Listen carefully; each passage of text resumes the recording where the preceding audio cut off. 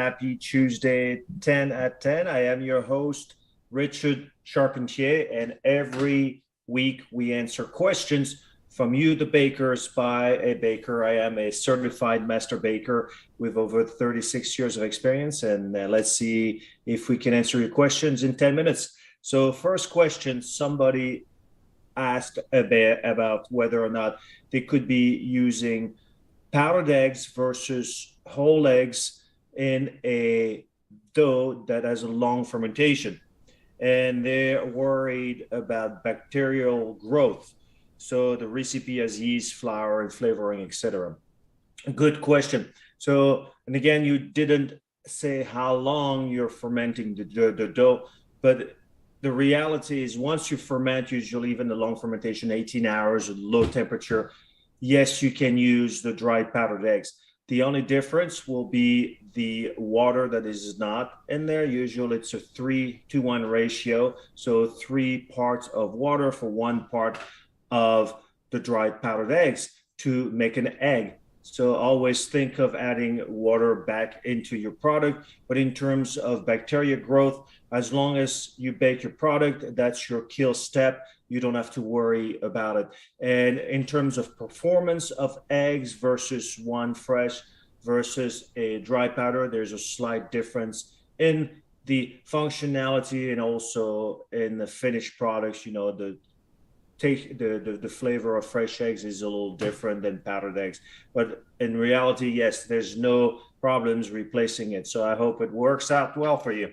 So now, next question. Somebody wants to know about the how much weight loss in an oven for both breads and cakes. So my experience is on bread, you could lose up to 15% based on how you bake, between 12-15% for regular bread, and for a cake we were around 8 to 10%, so it's a little less. And the reasoning behind it is the fact, when you think of a cake, it has more ingredients. It has sugar, it has eggs, it has butter, it has many more ingredients. So you're not going to drive as much as if you take a bread like a baguette. On average, it was about 12%. So that's a good way to measure how much moisture you lose as well. Throughout your shift, you start with a certain weight at the beginning and what's the weight you end up at the end, and that's your moisture loss for those who are not aware. But that's fairly normal to lose between, let's say, 8 to 10 for cakes and from 12 to 15 for breads, again based on the formulation. It could be even less on the breads if you have a different formulation or richer formula. Next question. Somebody's asking, I read that potassium bromate can be replaced with vitamin C. Vitamin C is a medium speed antioxidant. As for potassium bromate, it is slow and works for longer period. It is better in performance. So basically, they're trying to see whether or not replacing potassium bromate with vitamin C would work. Well, first of all, potassium bromate is an antioxidant that has been used as a maturing agent in the milling world for years. It is an ingredient that is banned in a lot of countries. It's still being used and legal to use here in the US. Vitamin C is naturally a reducing agent, but in the presence of oxygen will become an antioxidant that works very well. The difference between both, and I don't know, I've never done the experiment to really validate whether or not one can replace the other, but potassium bromate, as the question stated, works late, works more within the proofing and early on in the baking process. So it's an antioxidant, it's an oxidizing agent, who's going to work later within the stage of baking, as ascorbic acid will, as an oxidizing agent in the presence of oxygen, will react more towards almost all throughout, but less towards the end. And that's where they work differently, and the usage rate will have to be different. So If it works, that would be fantastic, because a lot of people would love to be able to replace potassium bromate. But that's something I've never tried. I've never, experimented with. I've experimented with potassium bromate alone and ascorbic acid, a vitamin C alone. So, but not together, or not, trying to replace one versus the other. And it's also depending on the type of process, high-speed process, the type of mixer, that also determines what kind of oxidizing agent you would need for your process in order to build recovery. So, but excellent question. Next to the next question. Is this possible to manufacture baking powder with a single leavening acid like sodium aluminum phosphate and bicarbonate without affecting the taste, color of the cake? Yes, it is possible if you, make sure you follow the neutralizing value of sodium aluminum phosphate and neutralize it with the baking soda.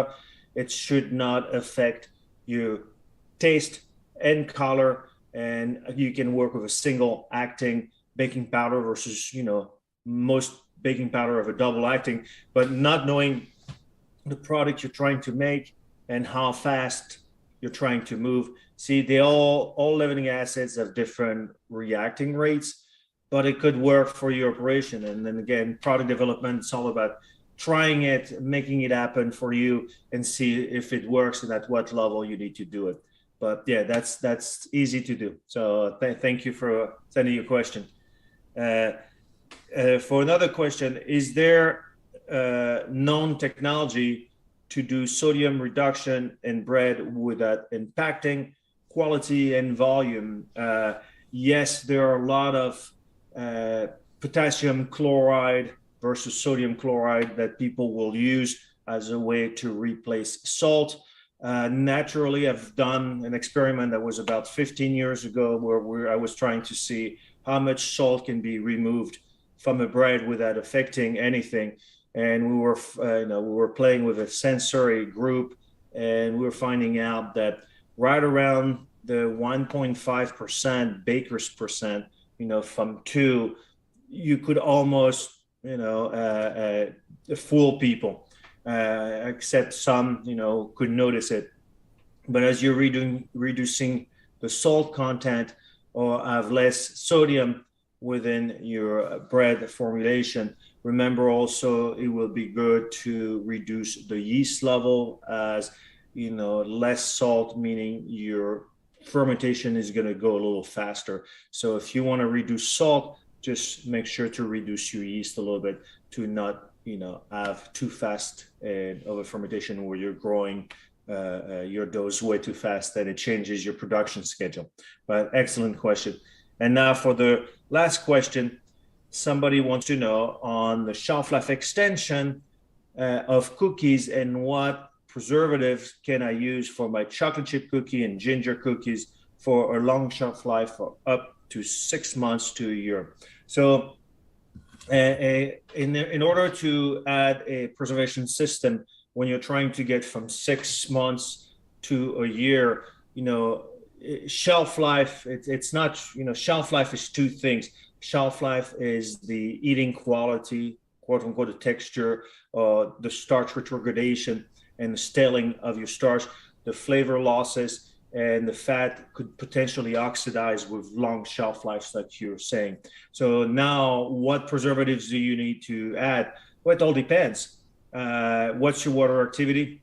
If you have water activity that are lower, often you don't really, lower than 0.6. And in a cookie, usually they're lower than 0.6 water activity. It doesn't really require to add much more. If you have ginger in your product, and ginger, if you do ginger paste, ginger could also benefit from being slightly acidic, and maybe will benefit where you don't have to add anything. So it's case per case. But if you put your product out, and if your product is dry enough, and you put in your packaging, and 3 months, 4 months later you don't get any mold, you don't have to worry too much, as long as you have good sanitation program and following the good GMPs.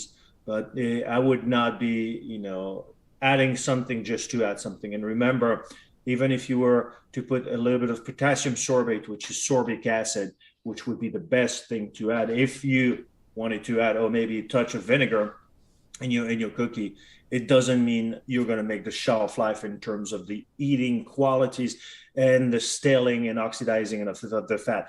That doesn't prevent that. That's just a band-aid to ensure that, from a microbiological standpoint, you are good.